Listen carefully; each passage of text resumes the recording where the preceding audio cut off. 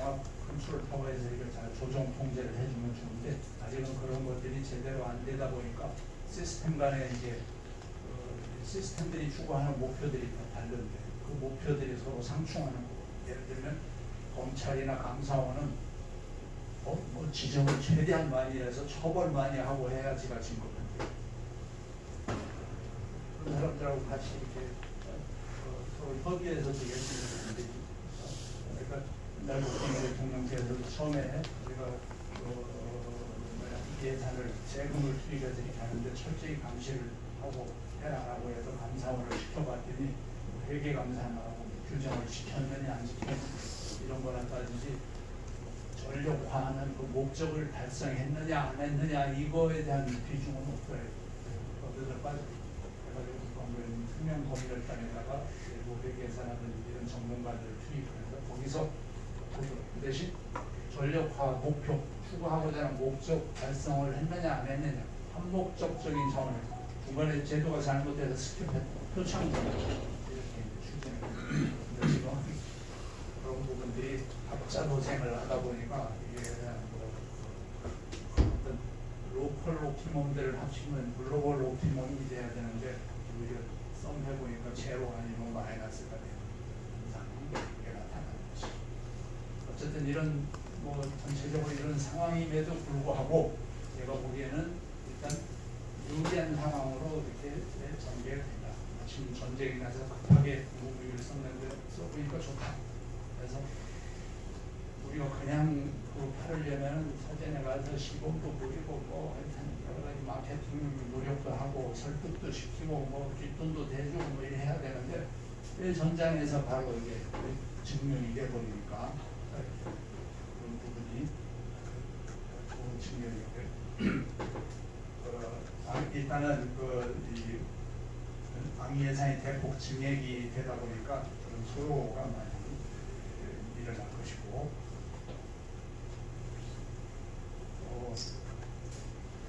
뭐 바이든 때보다 트럼프 2기는 강산 협력에 뭐 기회 요인이 더 많지 않겠는가. 그래서 전체적으로는 이런 유리한 상황이라고 보겠고 이 대목에서 트럼프 대통령이 지금 추구하고 있는 거를 한번 뭐 지정학적으로 우리가 영향을 받을 수밖에 없는 거니까 트럼프 대통령의 마가 아메리카 또는 헤게모니 패권에 도전하는 건 용납이 안 되는 거죠. 마찬가지로 우리도 미국의 패권에 도전을 하면 절대 용납이 안 돼요. 뭐 그럴 일도 없겠지만 그래서 트럼프 대통령의 당면 목표는 중국 해체라고 저는 보고 있습니다. 그러면서 중국 해체가 거저되는 게 아니고 나름대로 준비를 하고 해야 되는데 그게 미국의 국방, 강력한 그런 국방을 제거를 해야 된다. 그때는 뭐 미국이 방위비가 1000조 된다고 해서 1000조국 그랬는데 지금은 확 올라가고 또 우리 뭐 환율까지 뛰어가지고 지금은 한 1500조국이 됐어요. 1000조국이. 그리고 트럼프 대통령의 목표를 저는 이런 식으로 한번 정리를 해봤고 여기에 따라서 미국의 전략은 기본적으로 앞서 본 것처럼 중국을 쉽게 얘기해서 작살내는 건데 이게 결국은 인태 전략의 핵심인데 그 중심축을 일본, 한국, 필리핀 그래서 지금 미국이 사실 필리핀에도 엄청나게 지원을 하고 뭐 여러 각도 거기에 이제 마르코스 주니어가 아주 화답을 해가지고 아주 찰떡궁합처럼 지금 잘 돼가고 있는 거 옆에서 보면 좀 부럽기도 하고 할 정도인데 이렇게 또 미국 입장에서 어쨌든 중국을 봉쇄하는 1차 방파제는 한반도다. 한반도 안 되면 어차피 뭐 아까 누가 설명할 때도 엑시슨 라인도 나오고 그러던데 포기하겠지만 그러지 않는 한은 한반도처럼 좋은 우리 평택 pom프리에 있는 그 기지는 국경하고 거리가 얼마 되지도 않고 진짜 몸 밑에 있는 단도나 다름없는 건데 이런 우리의 아주 좋은 지정학적인 역할 그래서 미국의 입장에서는 한국을 방산 협력의 파트너로 또 그만한 우리가 기반을 가지고 있기 때문에 없는 걸 새로 지금 일고 가지고 하는 것도 아니고 이미 가지고 있는 거기 때문에 파트너로 인식을 하고 있다고 봅니다. 그리고 또 사실 미국이 직접 다 할 필요도 없는 거잖아요. 전략적 유연성이라고 표현을 해봤는데 그런 차원에서 한국에서 상당 부분 역할을 해주면 미국 입장에서 좋은 거지. 돈도 잘 들어가는 거고 EJ 하듯이. 그런데 지금 한국의 친중종 이 하에서도 한국을 동맹 파트너로 미국이 과연 생각할 것인지 아닌지 이런 부분이 지금 퀘스천입니다. 이게 잘못되면은 진짜 5,000년 역사에 아주 최초로 엄청난 기회가 우리 대한민국에서 제발로 걸어 들어오는 중인데 그걸 걷어차는 꼴이 되는 거예요. 그리고 미국은 한국을 군사적 전진 기지이자 방산 공급망의 핵심. 미국도 이제 방산업이 어떤 부분에 대해서는 상당히 무너져 있고 특히 조선산업 같은 경우는 그러기 때문에 그걸 우리가 대한민국이 해줄 역량도 있고 할 텐데 그렇게 인식하고 있는데 그것도 지금 퀘스천이 여러 개가 없다고요. 어찌됐든 이런 상황에서 우리 해리방산이 이제 성공하려면 어떤 전략으로 가야 되느냐. 제가 보기에는 어찌됐든 지금 미국의 전략하고 연계를 해서 같이 가는 게 서로 윈윈하는 서로 남는 그런 것을 제로섬 게임이 아니고 포지티브섬 게임으로 들어갑니다.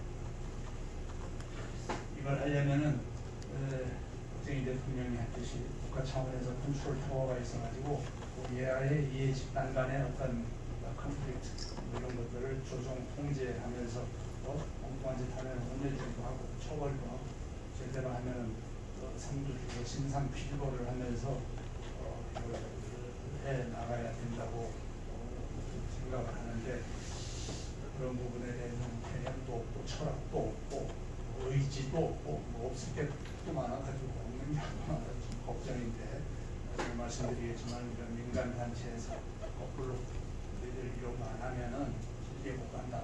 압박을 어떤 수단을 쓰든 간에 그런 조치들을 우리가 해야 되지 않을까 그런 생각을 합니다.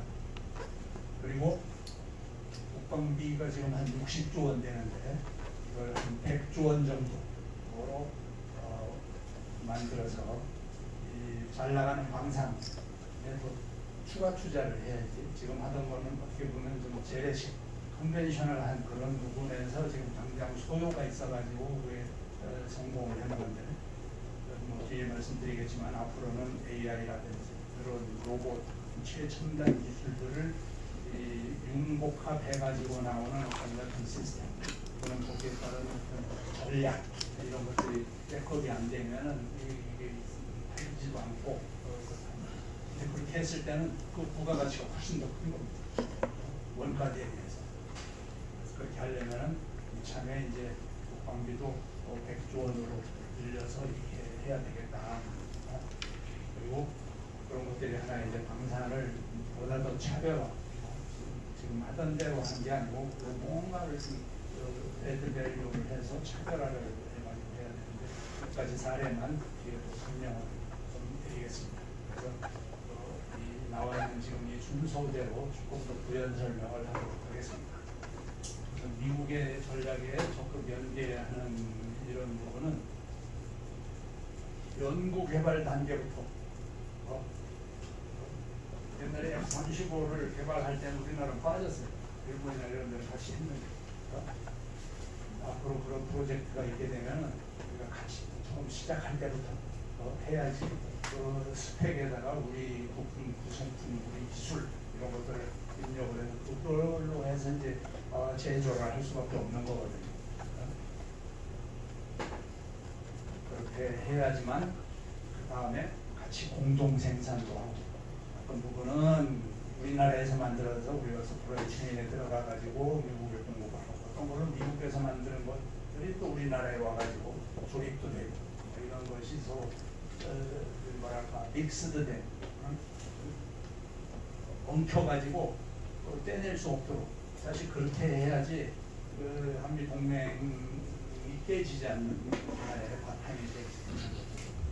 지난번 첫 번째는 한미 동맹이 거의 맛이 갈 뻔했는데 왜냐면은 한미 동맹 강화를 위해서 우리가 그동안 쭉 해온 게 뭐 여러 가지 노력한 것도 있지만 주로 립 서비스, 소위 레토릭, 뭐 하리아트에 모여서 뭐 만찬하고 그냥 이렇게 해서 대화하고 이런 것이 실질적으로 바인딩할 수 있는 이런 역할들을 안 했거든요.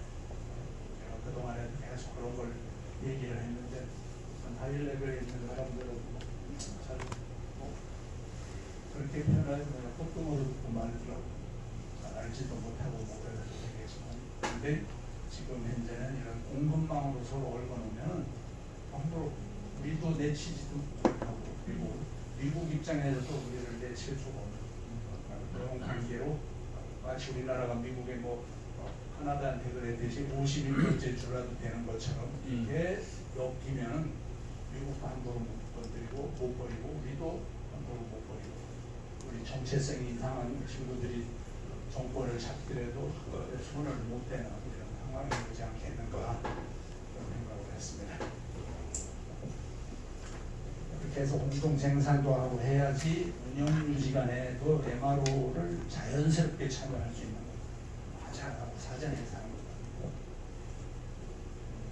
그래서 제가 근래에는 한미 간에 말로만 한미 동맹 강화하는 게 아니고 방산 동맹을 구축하자. 이 방산 동맹이라는 게 다른 게 아니에요. 우리 설명한 그런 겁니다. 연구개발 단계부터 같이 참여해서 머리를 맞대고 어떤 시스템을 설계를 하고 그 제조하는 걸 한국에서 한 게 낫겠다면 여기서 미국에도 뭐 또 도용을 해야 되니까 거기서 해야 되면 저쪽에서도 일부 하고 서로 쉐어하는 형태로 이렇게 하고 그러다 보면 그 MRO라든지 이런 자연스럽게 서로 같이 인걸로가 되는 거니까 그게 결국 방산 동맹이 되는 거고 수출 중대도 할 수 있다.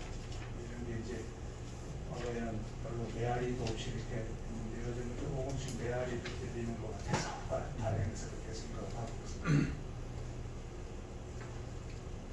계속 반복되는 거지만은 국가 차원에서 분출 타워를 만들어야 된다.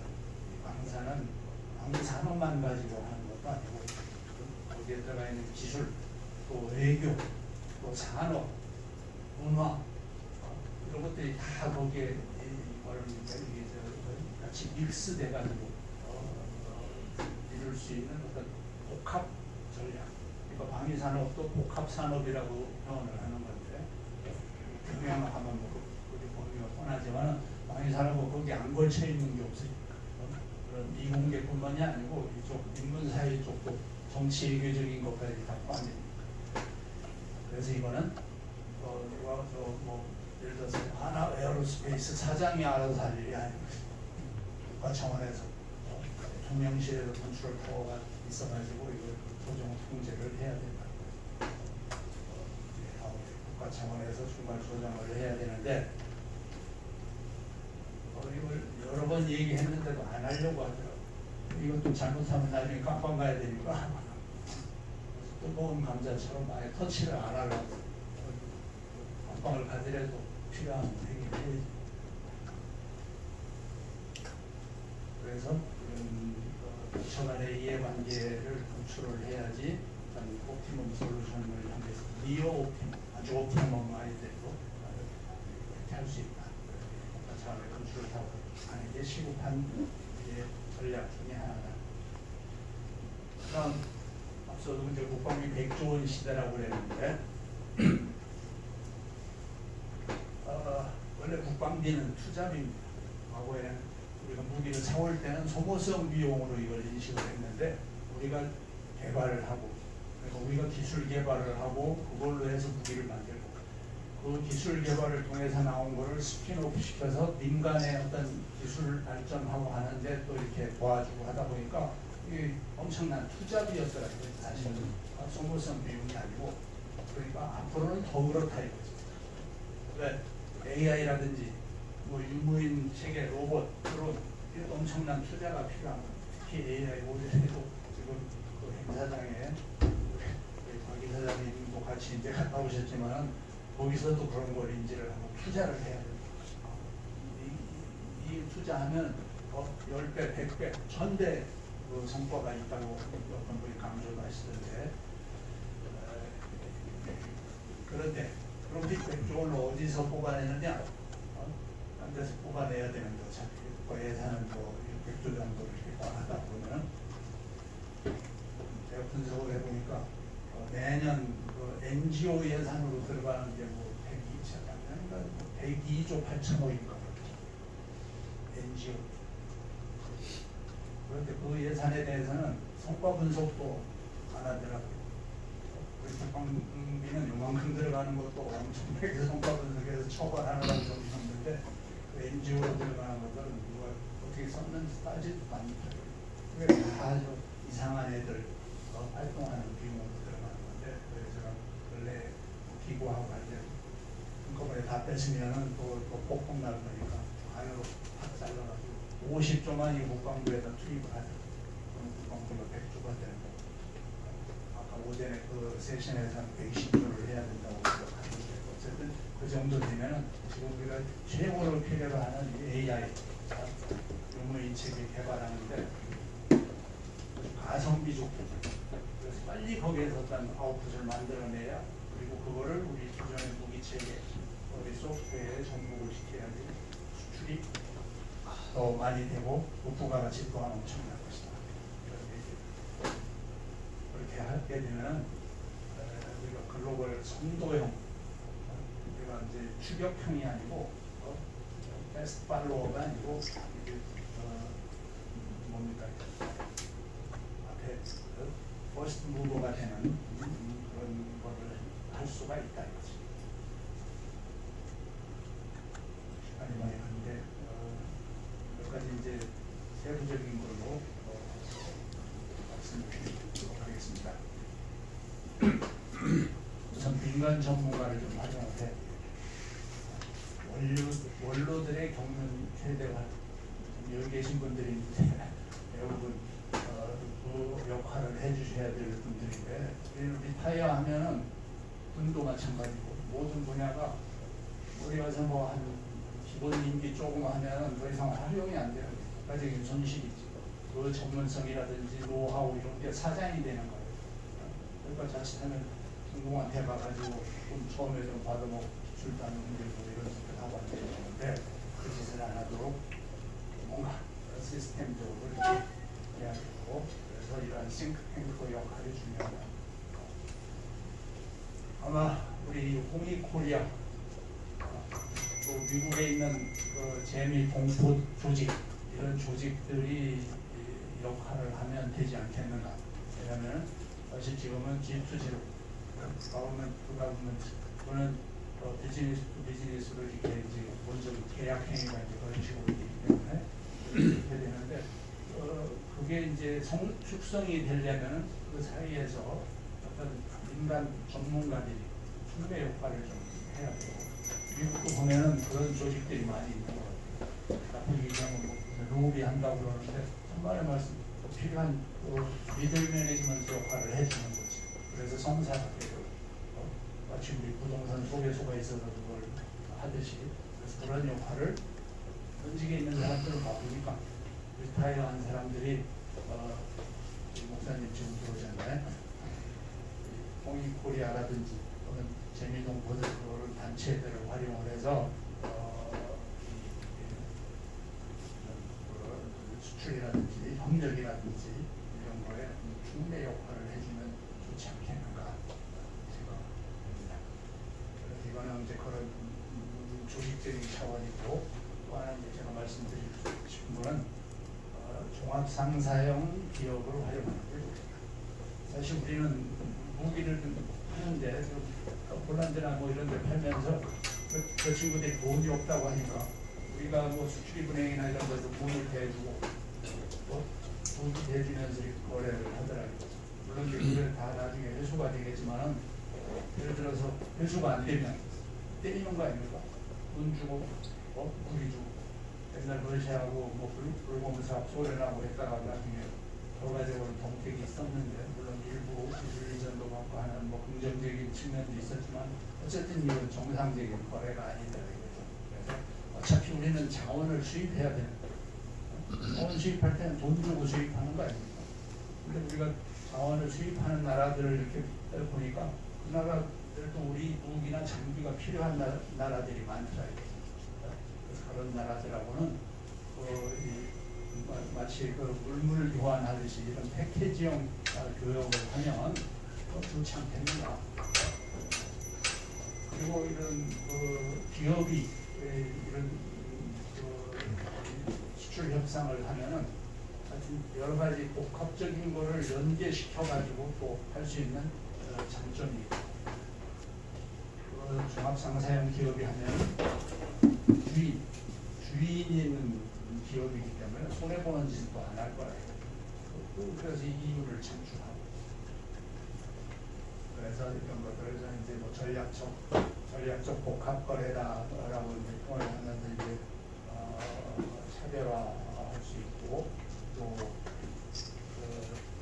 군대기업뿐만이 아니고 외교 분야에서도 오랜 세월을 해서 어떤 특정 국가의 최고의 전문가인데도 불구하고 리타이어 한다면 그때 일거리가 없어서 그냥 사장되고 있는 측면들이 많은데, 그때 필요에 따라서 그런 부분들을 어떤 월추얼 오그니제이션, 가상 조직처럼 만들어서 필요에 따라서 동원을 하고 역할을 하고 어떤 수익금이 생기면 떼어가게 서로 분배를 하고, 이렇게 하면 돈만 가지고 사는 게 아니고 또 특별 수당도 받으면서 생활도 할 수 있고 그러지 않겠는가. 사실 종합상사형 기업은 원래가 일본에서 처음 시작이 됐다는 건데, 우리나라가 한동안 꽃을 피우다가 이제 대기업들이 커지다 보니까 각자 도생처럼 하다 보니 종합상사형 그 형태가 조금 사양길에 접어들어 있는데, 지금 이 K방산이라는 무기가 다시 수출 규모를 이렇게 불상이 되면서 자원을 수입해야 되니까 다시 그런 아이디어, 그런 조직으로 이렇게 해가지고 하면 이 가능성이 있지 않겠는가 라고 생각을 합니다. 작년인가 배우 오비 포럼, 배우 임직원들 하신 분들을 모임했는데 가가지고 한번 이런 얘기를 강의를 했는데 끝나고 싶다는데 이사장님이 그러시더라고요. 저한테 우리 재상군님 뭐 어떻게 김우중 회장님하고 똑같은 생각을 하고 계시고 전혀 같이 얘기해본 적 없다고 했는데, 그런 형태의 어떤 새로운 비즈니스로 접근을 하면 이거는 서구나 미국은 이런 식으로 할 수가 없어요.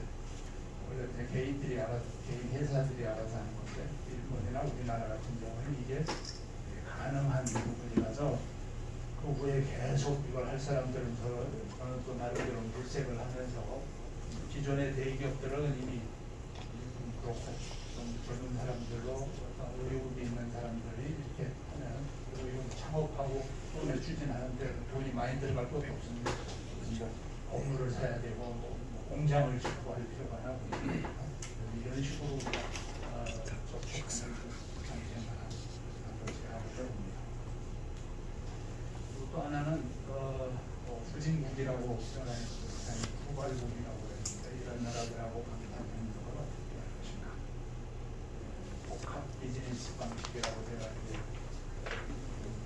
이름을 붙였는데, 우리 전문가들이, 방금 얘기한 그런 전문가들이 특정국의 대상으로 연구를 해가지고 우리나라에 어떤 기회가 있는가, 그러면 우리가 수입하는 자원은 뭐고 그 나라가 필요로 하는 무기나 장비는 뭔가 등등까지 고려해서 그들한테 어떤 비즈니스 모델을 구축을 해주고, 거기에 당연히 우리가 이걸 설계하는 거나 다름없으니까 무기나 이런 거는 우리 대한민국의 어느 기업에서 생산하는 어떤 걸 가지고 이렇게 활용을 하면 딱 최적이다, 가성비도 좋고 이런 식으로 하면 활력이 더 있을 거기 때문에 그런 식으로 해서 우리가 공급자 입장, 그쪽 소비자 입장에 어떤 매칭 시스템을 우리가 구축해 줄 수 있고, 이렇게 했을 때 우리 수출하고 자원 수입 교역을 최적화해서 융합을 시킬 수가 있겠다. 이런 복합 비즈니스 방식을 접목을 하고, 이걸 함에 있어서 또 하나 우리가 가지고 있는 특기 바로 이제 IT 기술일 텐데 지금 무기 거래나 이런 것들은 주로 이제 오프라인에서 보고 직접 가고 뭐 데모하고 뭐 이런 짓을 하는데 이 엄청난 비용과 뭐 이런 것들이 많이 소요가 되는데 어떤 평균적인 것 그냥 이 뭐라고 할까 이런 표준화할 수 있는 것들 이런 것들은 온라인에서 서로 대화를 해요. 무슨 보안상에 특별히 문제가 없다든지 비밀이 아닌 그런 거는 온라인 비즈니스를 최대화하고 그리고 다양한 전문가들을 아까 말씀드린 케이스별로 파셜 이렇게 참여를 하도록 해서 전문가들을 활용을 하고 그 나라가 자기들이 뭐가 필요한지도 모르고 있는데 우리 외교 전문가들이라든지 전지에 가서 대사를 하셨는지 또는 무슨 대사의 상사를 거기에 가 있었다 소문이 꽤 듣고 있으니까 그런 것들을 우리가 선제적으로 그리고 제가 이제 맞춤형 프로포잘이라고 표현을 했는데 우리나라 같은 경우에는 이런 식으로 이렇게 국방, 안보, 전체적인 국가 전략까지를 이렇게 하면 되겠다라고 하면서 이러이러한 거기가 필요한데 대한민국이 서포트해 줍니다. 그러니까 거꾸로 디맨드 크리에이션 걔들이 물론 살아올 때까지 이런 정권에서 기다리지 말고 우리가 가서 너희들이 이런 게 필요하니까 우리가 잘하면 딱 맞다. 그것도 합리적으로 해주는 거예요. 그래서 이런 것들은 우리 대한민국만이 할 수 있는 그런 요소라고 판단하기 때문에 이런 데 이제 관심을 가지고 응용하면 길이 있지 않겠는가 생각합니다.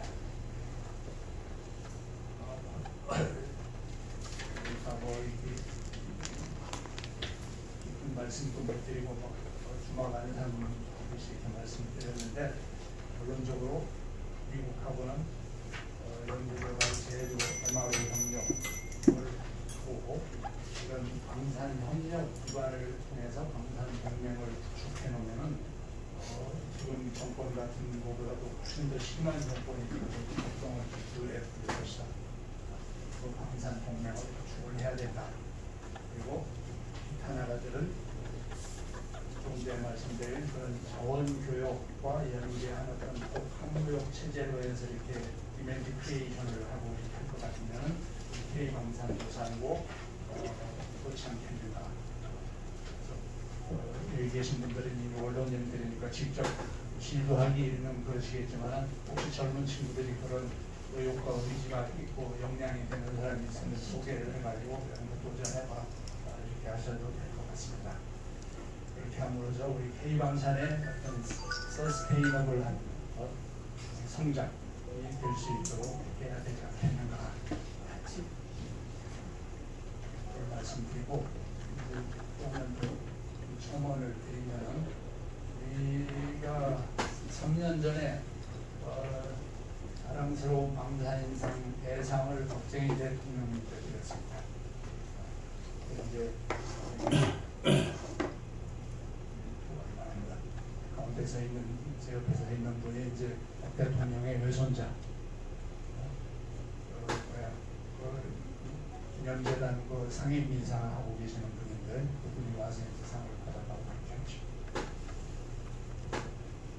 그 후에 이제 박태준 회장이라든지 김호중 회장께도 상을 드렸습니다.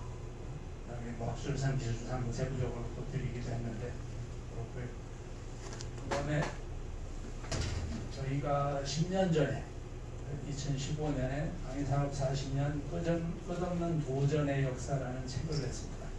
그때는 한참 방산 미래로 아주 도배되던 그런 시절이라서 제가 화가 나가지고 이 책을 하나 만들어가지고 뭐 강사하고 뭐 수사하고 뭐 판결하는 판사들 이 친구들도 옆에서 쑤셔다 주는 그런 쪽지목 판결하고 수사할 게 아니고 제대로 알고 사명감을 가지고 평가도 하고 판결도 할 수 있도록 책을 만들었어요. 물론 이제 담당자들이라든지 필요한 사람들을 대상으로 했지만은 그런 사람들이 뭘 알고 남을 평가하는 차원에서 이제 만들었는데, 그리고 나서 또 10년이 흘러가지고 이번에 이거 가운데 거가 이제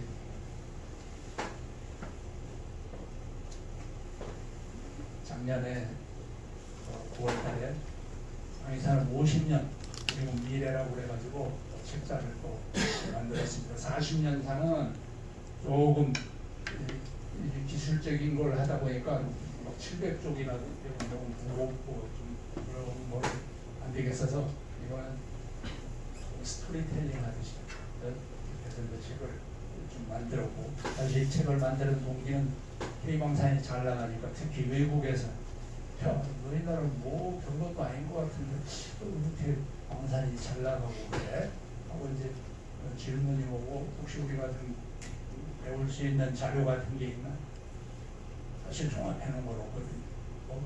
40년 사가고 이제 이후에 벌써 10년이 흘렀는데 그래서 안 되겠다 싶어서 50년사 제목 잡기도 좋고 그래가지고 다시 집기를 한 겁니다. 근데 이제 이거는 특색이 뭐냐면, 제가 이제 책 두 권 가져와서 우리 홍익코리아 대표님께 이제 기증을 하려고 그러는데, 제 1장을 일부러 집어넣었어요.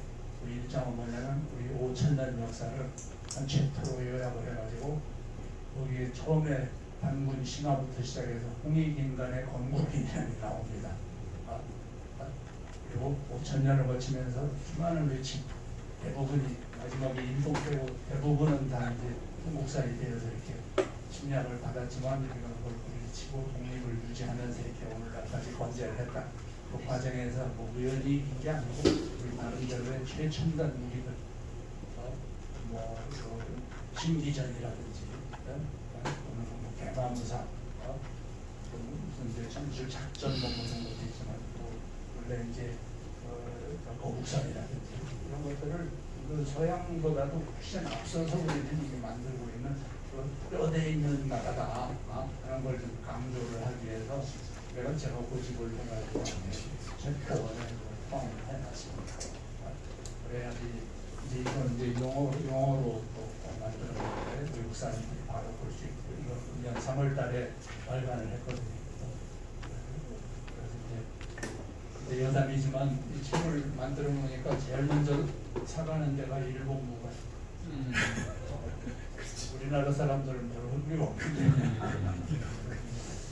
안심하긴 했는데 관심 있는 사람들은 가지고 와서 이제 보기도 하고, 우리 목사님도 우리 영어본도 만들어 놨으니까 미국에 와서 이렇게 활동을 하실 때는 많이 활동을 하시고, 그리고 그 내용 중에 상당 부분은 미국의 도움을 받아서 우리가 이렇게 성장을 하고 오늘날 K방산이 나온 거다 하는 것도, 물론 이제 그게 좀 섭섭한 얘기들도 써 있긴 하지만 그런 팩트들을 잘 나열을 해놨으니까 활용을 하시면 되겠습니다.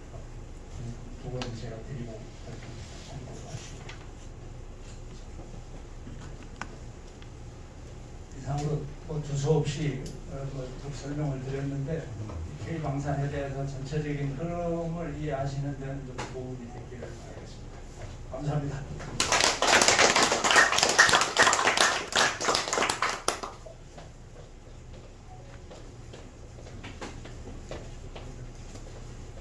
질문 좀 드려도 될까요? 예, 질의응답, 자연스럽게 질의응답. 예. 저는 제가 개인적으로 영국의 글로벌 그룹 회사의 한국 대표를 맡고 있습니다. 근데 거기에서 그 글로벌 그룹 안에 120개 국가의 대표들이 저처럼 있습니다. 그런데 각 나라에서 그 한국 방산 쪽에 전투기나 아니면 K9 자주포나 이런 것들을 구매를 하고자 하는데, 제가 그 오더를 받고 그걸 주문을 하려고 들어가면 중간에 벽이 그냥 딱 가려져 버려요. 그걸 어떻게 문을 열고